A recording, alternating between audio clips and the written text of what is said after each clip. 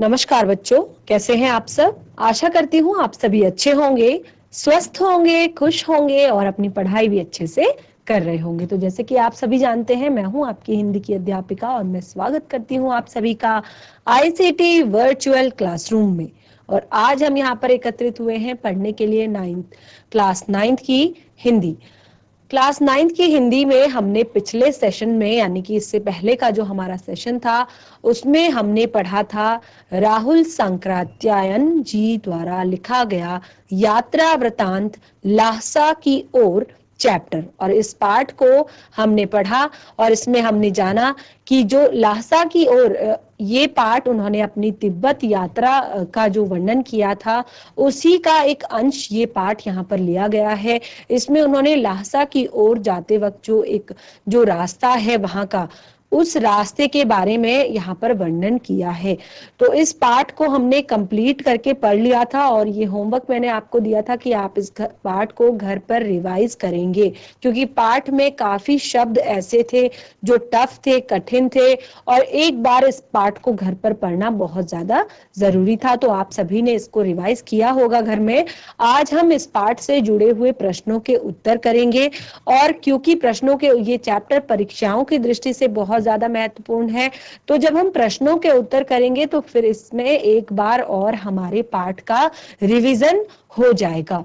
और इस पाठ से जुड़े हुए शब्दार्थ भी आपकी पाठ्य पुस्तिका में दिए गए हैं, तो उन्हें भी एक बार हम पढ़ेंगे, क्योंकि काफी कठिन शब्द इस पाठ में आए हुए थे जो आप के समझ से थोड़ा सा परे थे, तो उन्हें भी हम इस पाठ में पढ़ेंगे। तो हम शुरू करेंगे आज का सेशन, चलेंगे स्मार्ट बोर्ड की तरफ। सभी बच्चे बिल्कुल ध्यान से सुनेंगे। तो हमने इस पाठ को पढ़ लिया था, अभी हम इस पाठ से जुड़े हुए प्रश्नोत्तर करेंगे, अभ्यास के प्रश्न करेंगे। तो इसी पाठ से जुड़ा हुआ पहला प्रश्न है। देखिए, पाठ से ही जुड़े हुए प्रश्न हैं, और क्योंकि जब हम इन प्रश्नों को पढ़ेंगे, इन प्रश्नों के उत्तर जब हम ढूंढेंगे, तो हमें फिर से इस पाठ का रिवीजन एक बार हो जाएगा।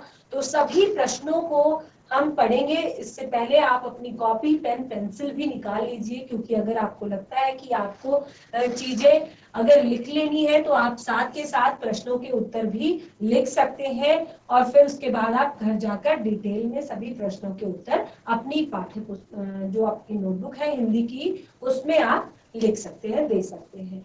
तो यहाँ पर पहला प्रश्न है आपके पाठ से, थोरला से पहले के आखिरी गांव पहुंचने पर भिखमंगे के वेश में होने के बावजूद लेखक को ठहरने के लिए उचित स्थान मिला, जबकि दूसरी यात्रा के समय भद्र वेश भी उन्हें स्थान नहीं दिला सका था। तो यहाँ पर आपको जब हमने चैप्टर शुरू किया था, पाठ जब हमने पढ़ा था, तो लेखक ने आपको एक बात बताई थी। जो इस पाठ के लेखक है, उन्होंने कहा था कि जब हम तिब्बत की यात्रा करते हैं, तो वहां पर जो चीनी लोग होते हैं, तो वहां पर क्या होता है कि ऐसा नहीं होता कि आप किसी के घर में नहीं जा सकते, किसी के घर में नहीं बैठ सकते। वहां पर जब आप जाओगे तो आपका स्वागत बहुत अच्छे तरीके से होता है, बहुत ही शालीन तरीके से होता है, लेकिन कंडीशन सिर्फ एक होती है कि आप भिखारी के वेश में ना हो। जो निम्न श्रेणी का भिखारी होगा, केवल उसी को घर के अंदर प्रवेश करने पर मनाही थी, बाकी किसी को भी नहीं। बाकी सबका स्वागत वहां पर किया जाता था, उनको उनकी पसंद का भोजन और चाय भी दी जाती थी, परोसी जाती थी। और अगर किसी को दिक्कत है कि वो चाय नहीं परोस सकता, तो मेहमान स्वयं भी उनके रसोई में जाकर अपने लिए चाय बना सकता था। यानी कि बहुत अच्छे वहां पर संबंध लोगों के एक दूसरे के साथ थे। तो यहाँ पर प्रश्न किया गया है कि थोड़ला से पहले आखिरी गांव पहुंचने पर भिखमंगे के वेश में होने के बावजूद लेखक को ठहरने के लिए उचित स्थान मिला, क्योंकि जबकि दूसरी यात्रा के समय, जब उन्होंने दूसरी यात्रा की थी, उस समय भद्र वेश यानी कि अच्छे कपड़ों में भी उन्हें ऐसा उचित स्थान प्राप्त नहीं हो सका था। क्यों? देखिए, क्योंकि इसका मुख्य कारण था संबंधों का महत्व।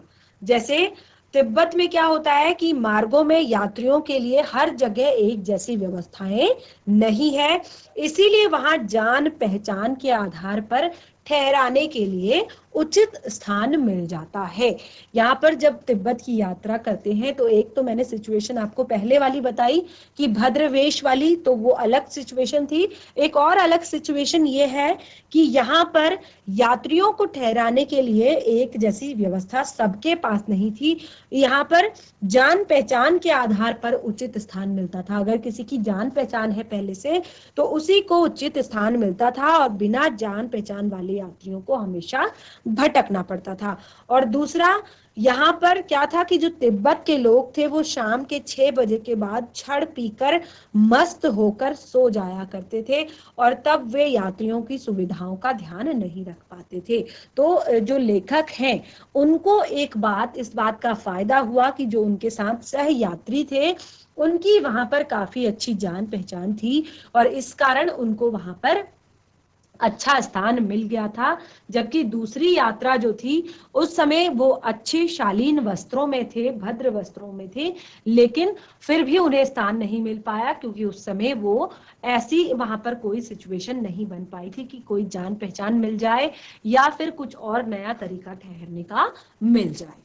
इस तरह आप पहले प्रश्न का उत्तर यहाँ पर लिख सकते हैं। बहुत ही आसान शब्दों में मैंने आपको समझाने का प्रयास किया है, तो आप इस प्रश्न का उत्तर लिख पाएंगे, ऐसी आशा है। अगला प्रश्न है, उस समय तिब्बत के हथियार का कानून न रहने के कारण यात्रियों को किस प्रकार का भय बना रहता था?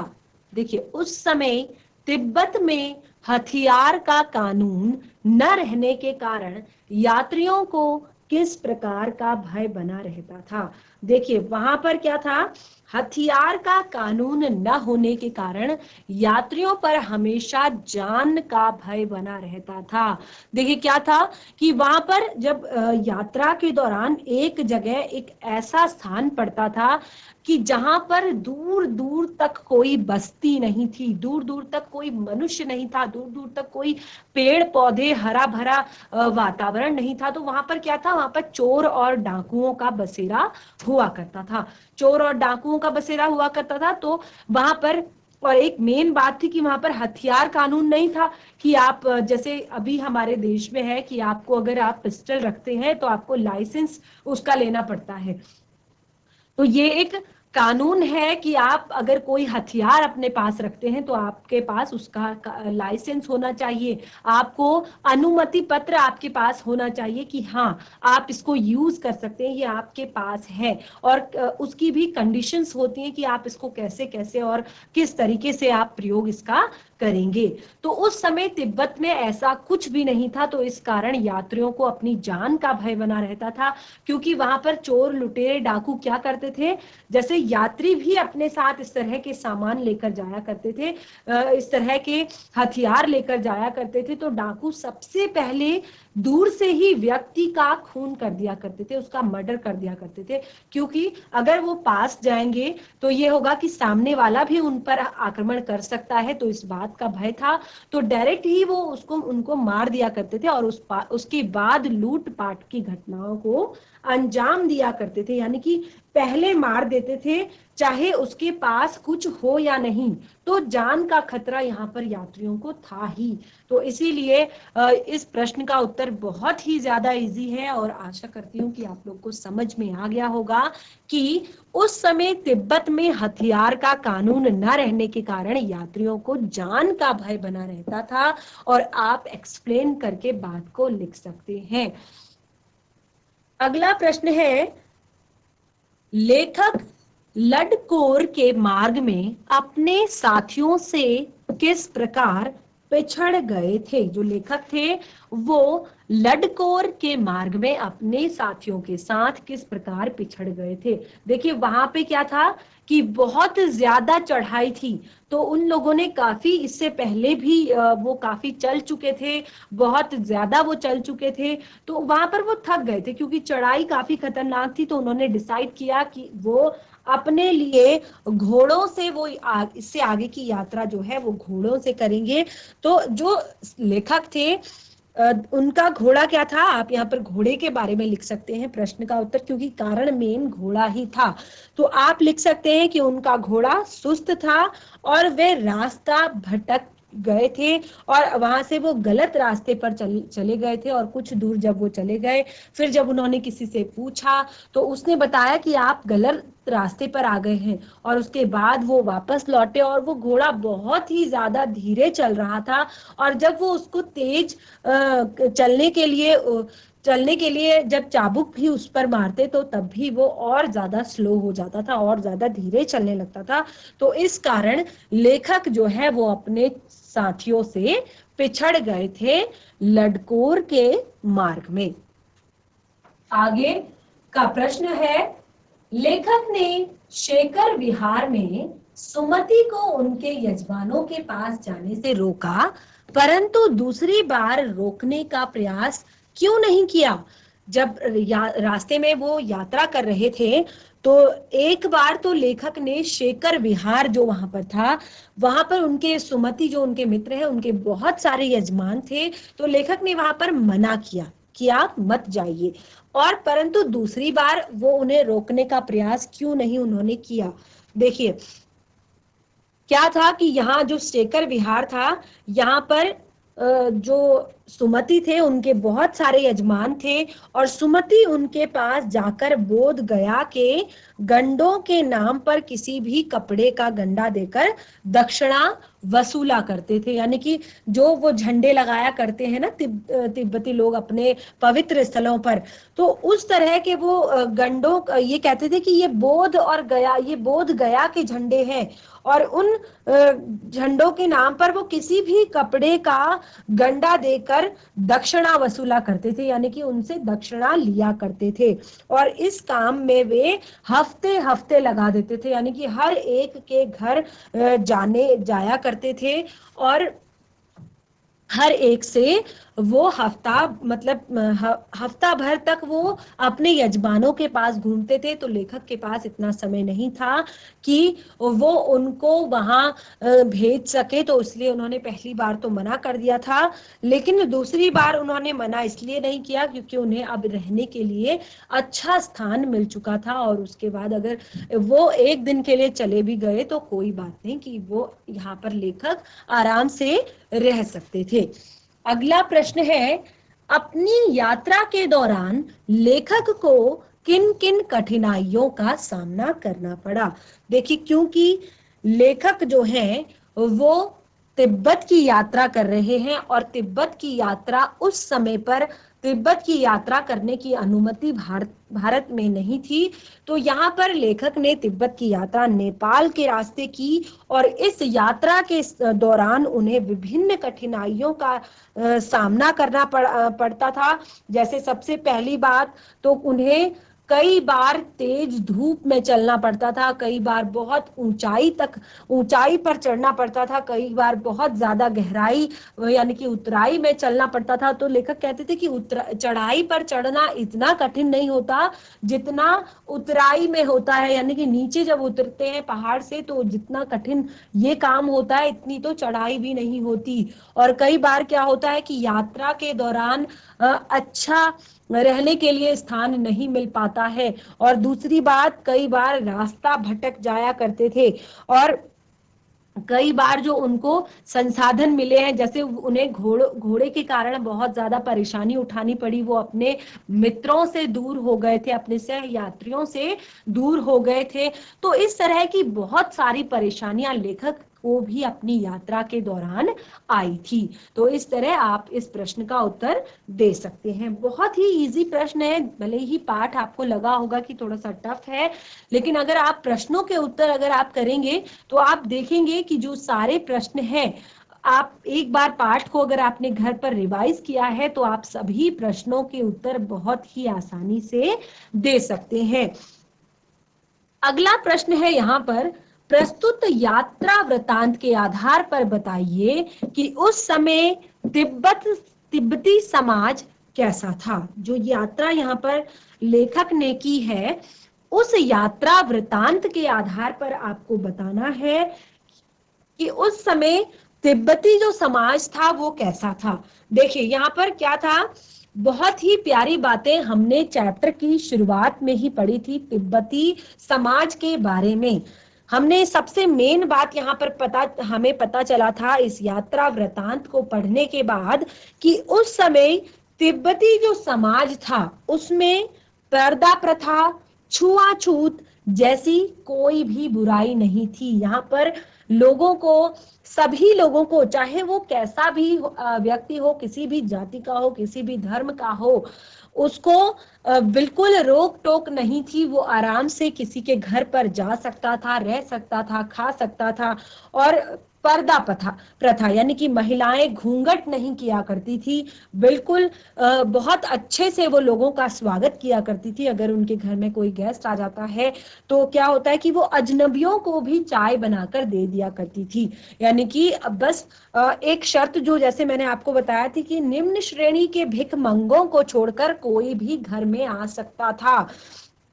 और पुरुष वर्ग जो था वो शाम के समय छक पीकर मदहोश रहते थे। वे अपने गंडों पर, यानी कि जो उनके आराध्य थे, भगवान थे, उन पर वो अगाध विश्वास रखते थे। और समाज में थोड़ा बहुत अंधविश्वास का बोलबाला था। तो इस तरह का समाज उस समय तिब्बती समाज हुआ करता था। तो ये आपने यात्रा की शुरुआत में ही पढ़ा। तो अगर वही चीज मैं बार बार रिपीट कर रही हूँ कि अगर आप एक बार, जैसे एक बार हम यहाँ से चैप्टर को पढ़ लेते हैं, मैं आपको एक्सप्लेन करती हूँ, फिर आप एक बार चैप्टर को घर में पढ़िए। आपको कुछ भी कहीं से भी करने की जरूरत नहीं है। आप प्रश्न पढ़ेंगे, आपको सारे प्रश्नों के उत्तर अपने आप पता चल जाएंगे। तो इस तरह हमारा प्रश्न 6 भी कंप्लीट हो गया है। प्रश्न नंबर 7, अब मैं पुस्तकों के भीतर था, नीचे दिए गए विकल्पों में कौन सा वाक्य अर्थ बतलाता है। लेखक ने एक पंक्ति यहाँ पर लिखी है, अब मैं पुस्तकों के भीतर था। तो यहाँ पर कुछ पंक्तियां उनके बारे में दी गई हैं कि क्या इस शब्द का ये अर्थ हो सकता है कि लेखक पुस्तक पढ़ने में रम गया, लेखक पुस्तकों की शेल्फ के भीतर चला गया, लेखक के चारों ओर पुस्तकें ही थी, पुस्तक में लेखक का परिचय और चित्र छपा हुआ था। तो ये बिल्कुल भी सही नहीं है। सही है क, यानी कि लेखक अब पुस्तक पढ़ने में रम गया था। अब लेखक अपनी मजे से, आराम से अपनी पुस्तकों को पढ़ रहे थे।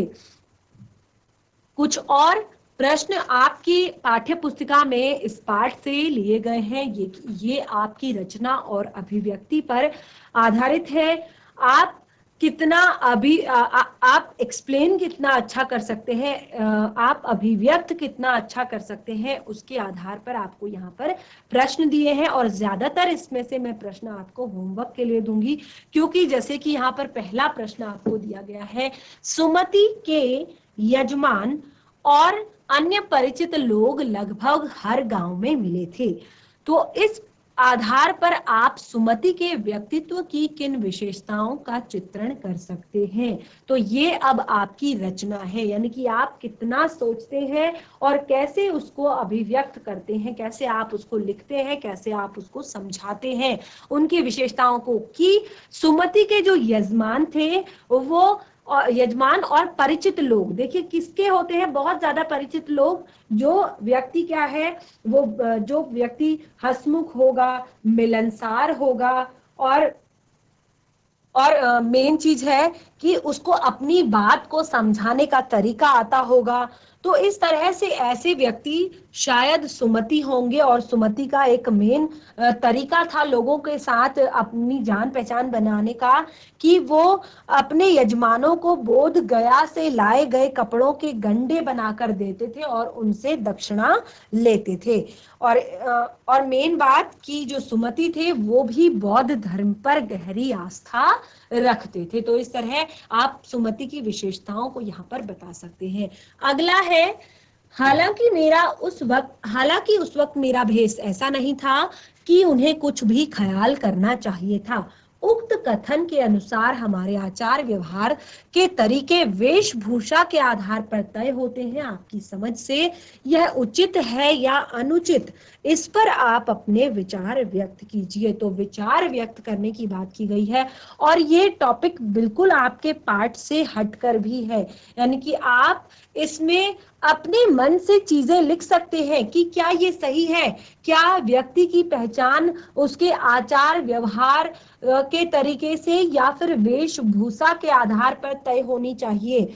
तो देखिए यहाँ पर क्या होता है कि सच बात तो ये है, जो हमारे आचार व्यवहार के तरीके हैं, तरीके वेशभूषा के आधार पर तय होते हैं, यानी कि अगर हमारा पहनावा अच्छा है तो लोग हमें तुरंत स्वीकार कर लेते हैं, और अगर हमारा पहनावा अच्छा नहीं है तो एक बार के लिए पहले सोचा जाता है।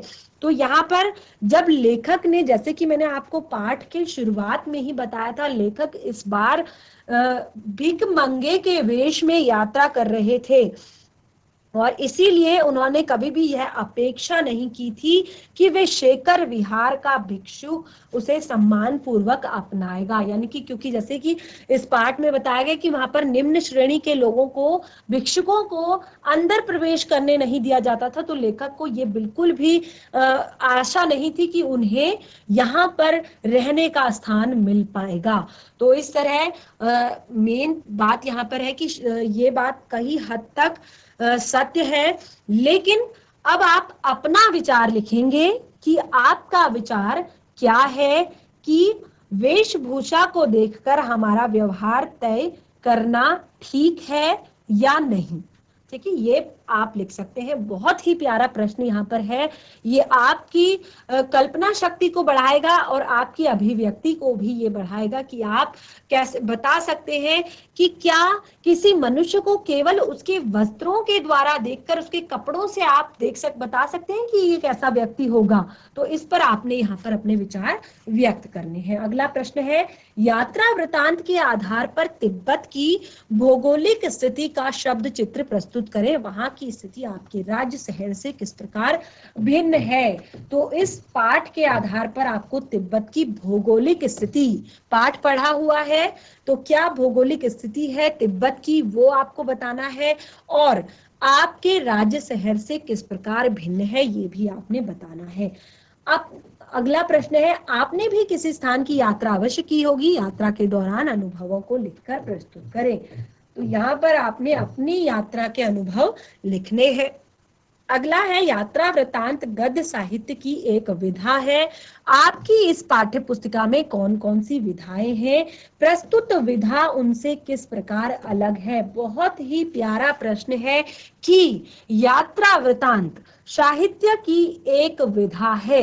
देखिए, साहित्य में दो विधाएं हैं, गद्य विधा और काव्य विधा।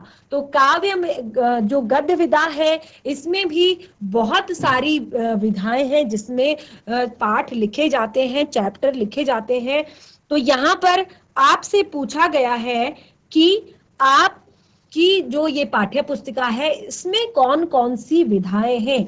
तो देखिए, आपकी पाठ्य पुस्तिका में आपके यहाँ पर 10 से 11 चैप्टर हैं और सबसे पहले यहाँ पर जो आपका पाठ है, 2 बैलों की कथा। तो जहां पर कथा लिखा हुआ है यानी कि आपकी ये कहानी विधा है। नंबर 2 लहसा की ओर, तो यात्रा वृतांत है। नंबर 3 उपभोक्तावाद की संस्कृति, तो ये स्पष्ट रूप से आपको दिखाई दे रहा है कि इसमें आपको निबंध विधा में ये लिखा गया है। सांवले सपनों की याद, तो याद के बारे में बताया गया है, तो ये एक संस्मरण है। अगर हम किसी चीज की याद के बारे में बात करते हैं तो वो हमारा संस्मरण है, यानी कि संस्मरण विधा में लिखा गया है। इसी प्रकार आपके पाठ से अन्य जो पाठ, आपकी पाठ्य पुस्तिका से अन्य जो पाठ लिए गए हैं, जैसे प्रेमचंद्र के फटे जूते, तो ये एक व्यंग है, यानी कि एक कटाक्ष है, तो एक व्यंग तरीके से यहाँ पर व्यक्त किया गया है। मेरे बचपन के दिन, बिल्कुल, क्योंकि बचपन के दिनों को याद किया जा रहा है, तो संस्मरण विधा आपकी है।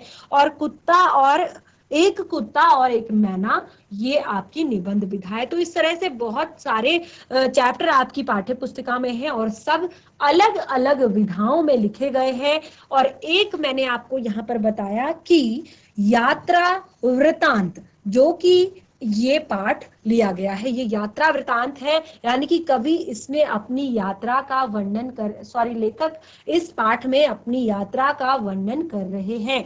तो ये बाकियों से किस तरह से अलग है, इसको आप एक्सप्लेन करके लिख सकते हैं। बहुत ही प्यारा ये प्रश्न है। तो बच्चों, आपकी क्षितिज पाठ्य पुस्तिका का जो ये सेकंड चैप्टर है लासा की ओर, आज हमारा कंप्लीट हो गया है। पाठ हमने पहले वाले सेशन में ही पढ़ लिया था और आज हमने पाठ से जुड़े हुए सभी प्रश्नोत्तर भी कंप्लीट कर लिए हैं। जो भी कुछ मैंने आपको होमवर्क इसमें दिया है ये बहुत ही ज्यादा इजी है और बहुत ही ज्यादा इंटरेस्टिंग है कि आप किसी चीज के बारे में अगर सोच के लिखते हैं तो बहुत सारी चीजें आपके लिए फायदेमंद इसमें होती हैं। इसी पाठ के अंतिम पृष्ठ पर जब आप जाएंगे तो इस पाठ से जुड़े हुए शब्दार्थ आपको दिए गए हैं, उन्हें आप एक बार अवश्य पढ़ेंगे और अपनी पाठ्य पुस्तिका में यानी कि आपकी जो नोटबुक है आप उसमें लिखेंगे इन शब्दार्थ को। तो आज का सेशन हमारा यहीं पे समाप्त होता है। आशा करती हूँ कि ये पाठ आपको पसंद आया होगा, ये सेशन आपको अच्छा लगा होगा। हम मिलेंगे नए सेशन में एक नए पाठ के साथ। तब तक के लिए धन्यवाद। आपका दिन शुभ हो।